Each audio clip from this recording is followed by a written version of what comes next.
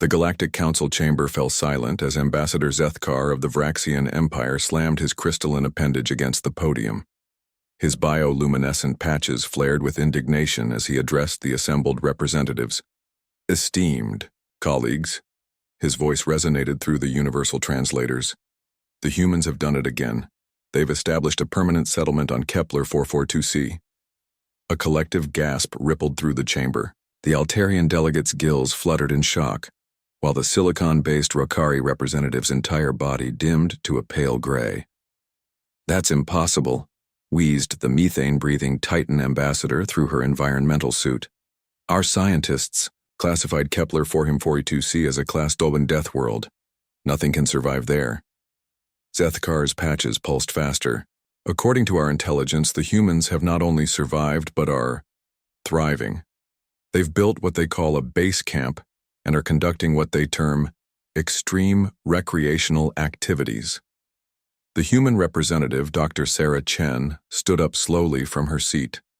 At barely 1.7 meters tall and lacking any visible natural weapons, she appeared laughably fragile compared to the other species present.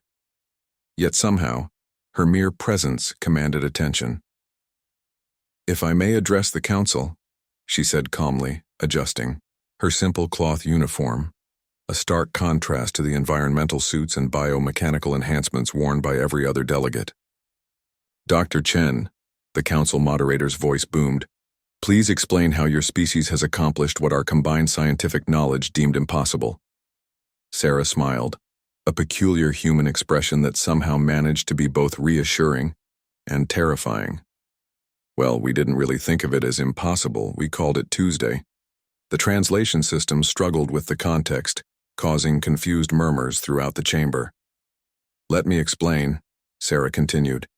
"Kepler 442c has a surface temperature ranging from 40 to 60 degrees Celsius, depending on the season and location. My species evolved on a planet with similar temperature variations. We have clothing for that." Zethkar's patches flickered erratically. "But the atmospheric pressure is 2.3 times standard. Our mountain climbers train at similar pressures. We brought some supplemental oxygen for the first week until we acclimated." "The gravity is 1.8 times Earth normal," protested the Altarian delegate. "Our heavy world colony volunteers specifically requested that assignment. They said it would be good for their bone density." The Rokari representative's surface began to heat up, a sign of extreme agitation. "The planet experiences seismic activity with earthquakes measuring up to 8.5 on your Richter scale. We have excellent early warning systems and flexible building materials. Plus, some of our team members are from California and Japan. They barely noticed. The indigenous predators." Zethkar was practically glowing now. "The apex species measures 4 meters in length with titanium-reinforced bone structure and produces neurotoxic venom." Sarah's smile widened. "Oh, you mean the local wildlife?" "Yeah, we call them land sharks. The xenobiology team loves them. Dr. Rodriguez has already started a breeding program to study their toxin resistance. Apparently, their venom has potential medical applications." "You're breeding them?" The Titan ambassador's voice was barely a whisper. "Well, not exactly breeding. More like befriending.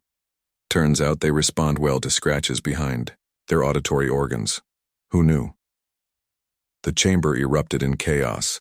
Multiple species began speaking at once, their various forms of communication creating a cacophony of sound, light, and chemical signals. The council moderator restored order with effort.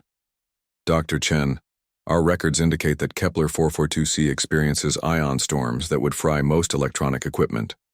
We went analog for critical systems and used hardened electronics for everything else. It's actually quite beautiful. The aurora displays are spectacular. We've started a small tourism industry." "Tourism?" Zethkar's voice cracked. "You're advertising this death world as a vacation destination?" "Extreme adventure camping is quite popular among humans. We've had to implement a lottery system for spots. The waiting list is 3 years long." The moderator leaned forward. "Dr. Chen, help us understand. How does your species consistently accomplish what others deem impossible?" Sarah paused, considering, her words carefully. "I think it comes down to perspective. Most species in the galaxy evolved on relatively stable worlds.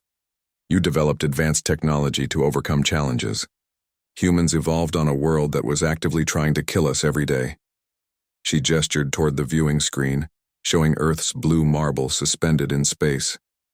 Our homeworld has ice ages, volcanic eruptions, tsunamis, hurricanes, tornadoes, earthquakes, meteor impacts, mass extinctions, and predators that can kill us with a single bite.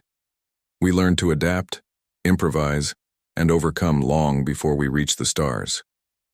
But surely, the Altarian delegate interjected, your technology compensates for your biological limitations? Sarah laughed, a sound that somehow managed to be both melodious and slightly unnerving. Actually, we prefer to use as little technology as possible when we camp. It's called roughing it. The colonists on Kepler 442c packed mostly basic supplies: shelters, tools, medical kits, and lots of coffee. Coffee? Zethkar asked weakly. Caffeinated beverage, essential for human survival. Some say it's more important than oxygen, but that's probably an exaggeration. Sarah winked, another uniquely human gesture that the translation systems couldn't convey. The moderator straightened his massive frame. So what you're telling this council is that your species has colonized one of the most dangerous worlds we've cataloged for fun? Oh, absolutely not, Sarah replied. The chamber held its collective breath. We colonized it for the research opportunities. The fun is just a bonus. She gathered her simple paper notes, an archaic method that had puzzled the other species from day one. If you'll excuse me, I need to review applications for our next expedition. We've found an even more challenging world in the Vega system. Something about diamond rain and sentient volcanic glass formations. As Dr. Chen walked toward the exit, her footsteps echoing in the stunned silence, Zethkar managed one final question. Dr. Chen, what do you call a world that would challenge even human adaptability?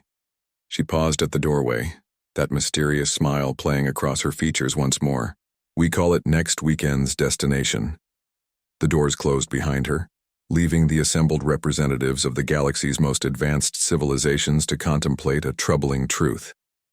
In a universe filled with death worlds and impossible challenges, the most terrifying species might just be the one that considered surviving them a recreational activity.